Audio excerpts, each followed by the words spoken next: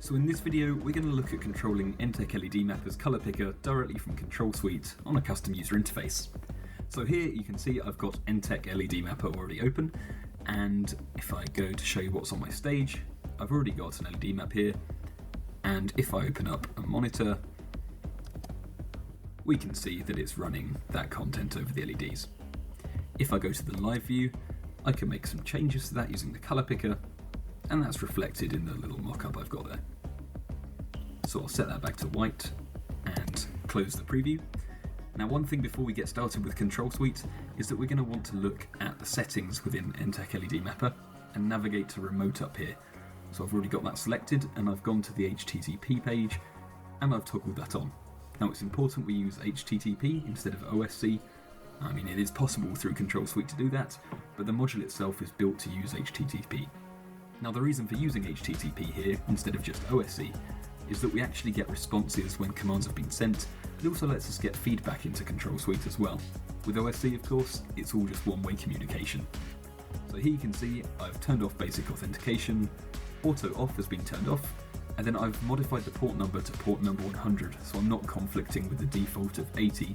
So I'll minimize ELM, and you can see here this overview page I've got about Ctrl Suite. So to give a quick example, Ctrl Suite's made up of three constituent parts. We've got Control Designer, where we author our workspace, so that's creating the interfaces, linking up the different devices we want to control, in this case the ELM software. Once we've done that, we sync it to our control engine.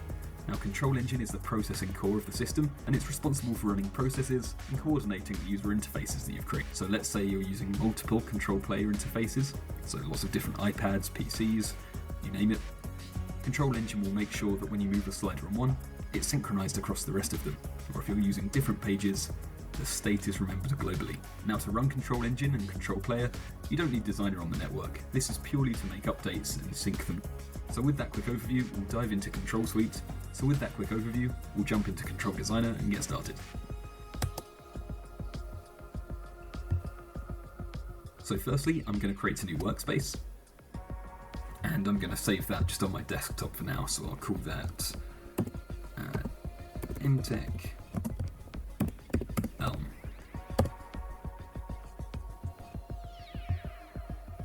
So when we get started, we get asked to define the workspace name and the author, so I'll just give this onlx. Here we define the permissions for the workspace. In this case, we're going to just leave it as default user, and we haven't created any interfaces yet, so we'll leave that blank for now. We'll come back to this later. What we are going to do, though, is define an HTTP patch. Now, this is so we can send commands out of Ctrl Suite and start talking to our ENTTEC ELM instance. Now, because we're running this on the same computer, we're going to use the loopback IP address, which is 127.0.0.1. So I'll type that in now.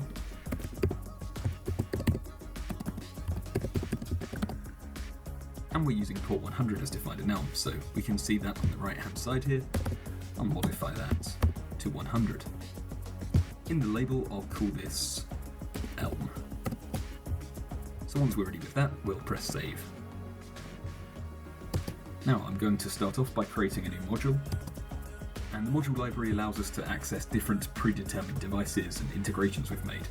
So here I'll call this ELM, and we'll set the block to blue so we can recognize it easily, and I'll search for it here. So here it is, ENTTEC ELM, and we'll go into its settings and reference the patch. Now, inside the ENTTEC ELM software, there is the option to use passwords. So here under basic authentication, if I turn that on, we can define a username and password on the local network. Inside the module, if we want to reference that, we enter those here. If we don't want to use that, which I'm not going to in this example, we can just leave them blank. And then press save. So here's the module, it now exists within the system. What I'm going to do next is create an action. Now, an action is the most straightforward way to send commands out of Ctrl Suite. So in this action, I'm going to set the color of ENTTEC ELM to red on one of my stages. So I'll call this ELM red. For the sake of setting a theme on the interface, we'll do that there. We'll go to the Protocols tab, and then we'll reference a module. Now in this workspace we've only got one module that we've made, and it's called ELM, and we're going to create a live stage command. So firstly, we want the name or the ID of the stage. We can get that inside ELM. I'll close this preview by going to the stages. In this case, booth is the name. If we want to see them all at once, of course we can just use the list here. But for now, I'll just use booth. I don't want to control multiple, so I'll close that. And I'll type in booth. The intensity level, I will set that here. We can go in small increments, but I'm going to type 1, which means full. We can then select the media slot. We can select the speed of the content, transitions, you name it. In this case, I'm going to set the intensity of ELM, the red channel at 100, green 0, blue 0. So it's going to push everything towards the red. Another thing within Ctrl Suite is we have timelines too.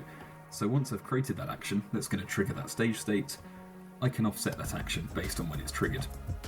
If I have multiple actions inside the same timeline, I can offset these from each other. For now, I'm going to just save this how it is. So when ELM red is triggered, when we're synced to an engine, it'll fire that command. You can see down the bottom of the workspace, we haven't connected any engines yet, so it's going to say no engines here. So what I'll do now is create the interface.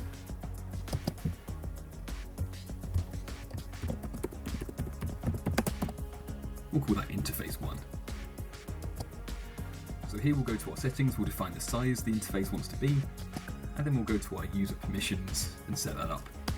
Now, our default user already exists in the system, so we could restrict that view just to this default user, but in this case, we're going to allow anyone to view it. And I'll press save. That interface now exists in the system, and before I can forget, I'm going to go to our workspace settings, back to our permissions, and I'm going to set up the system so when the user logs in for the first time, the initial interface they see is interface 1 that we've created. And I'll press save on that. So if we open up the interface, we've got the editor here, and I can go to the add component option. Now here I can scroll down for various different buttons. Let's say we want to put one of those in, we'll get back to that later. We've got generic color pickers, we've got descriptors, timers, clocks, text input fields. That works with the LM as well, you can push some live text to it. In this case though, we want to look at color pickers, so ENTTEC ELM is the component directory, and we'll drag in a color picker here. So there it is. I'll just position that, make it a bit larger. And if we go to the style options, we can choose to hide the borders. We can set a different theme color. Let's say we did have those borders on, we can change any of that type of thing too. But I'm going to disable all of that for now. So the next option is to go to settings. Now here we're going to link the color picker to the ELM module that we've created in the system. I'll do that here. And then we can reference our stage name. So in our case, it's booth. The intensity we're going to say is 1. The media slot we'll leave, we don't want to modify that, and everything else can stay the same. A little bit earlier we created that action too, so I'm going to show you how to assign one of those to a button as well while we're here. To do that, we go to the button's protocol options. Now of course we could send a raw protocol command straight off of this button, or we could even select a module. I'll show that there. We could use our same ELM1, and when that button gets pressed, we can define many different properties to send to ELM. But in this case, we're going to reference that action timeline. Maybe we want to send lots of different commands one after another.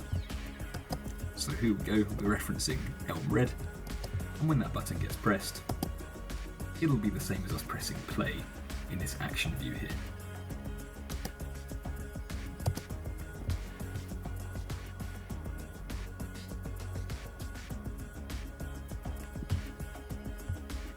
Bottom and left, and we can disable the background. So yeah, we can create various different things like that. resize, rescale, just as you're used to in Control for iPad. So once we're at the point where we've created an interface,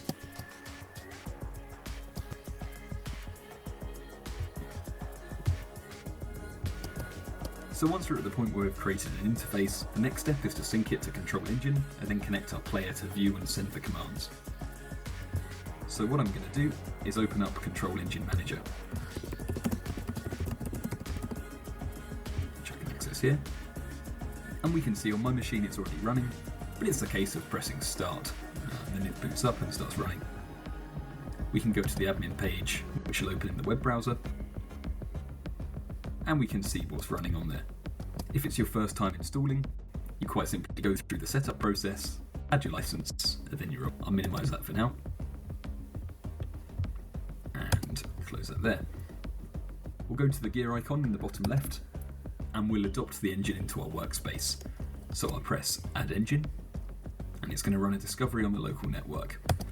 In this case, because I'm running on the same machine, I'm actually going to use the IP address 127.0.0.1 and hit enter there. After that, I'll press connect, and it'll ask me to enter the password that I've created on my control engine.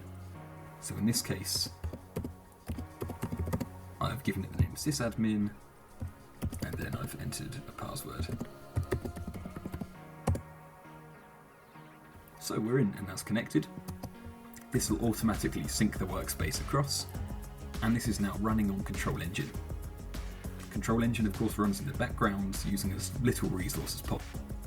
So I'll minimize this, and of course, if we want to make any changes at any point, we can just press sync, and that will sync the latest version of our interfaces and our workspace into Control Engine. Now the next step is accessing it within Control Player. Now Control Player can run anywhere on the network, on any machine. In this case again though, I'm running it on the same machine to keep things nice and straightforward for this demo. If I press connect, it's going to automatically scan the network again. Here you can see it's found my computer, but in this case, I'm going to use that same local IP address. And press connect. It's going to require the same credentials.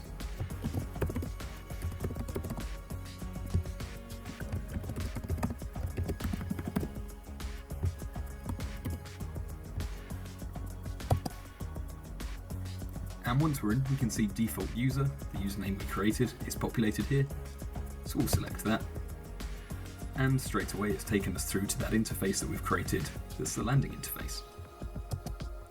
Of course, if you want to make something more complex, you can add in some navigation bars, you can add in go to interface buttons, images, clocks, you name it.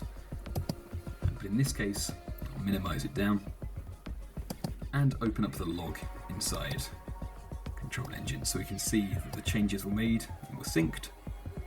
If I start interacting with the interface, you can see that we're sending out lots of different commands on the left hand side here in the engine log. So this in theory should be working. So I'll open up Elm, put that on the left hand side of my screen in the live view, and start sending commands to it. So here you can see when I go to pink, it's populating that on the interface. I go through green, it's doing a similar thing. I'll set that back to white. Then when I trigger my action, you can see it's changing the intensity level, and it's changed the media slot too, to this one here. So I'll do that again, just so you can watch that back. Go to my interface, press red, and it's recalled that scene.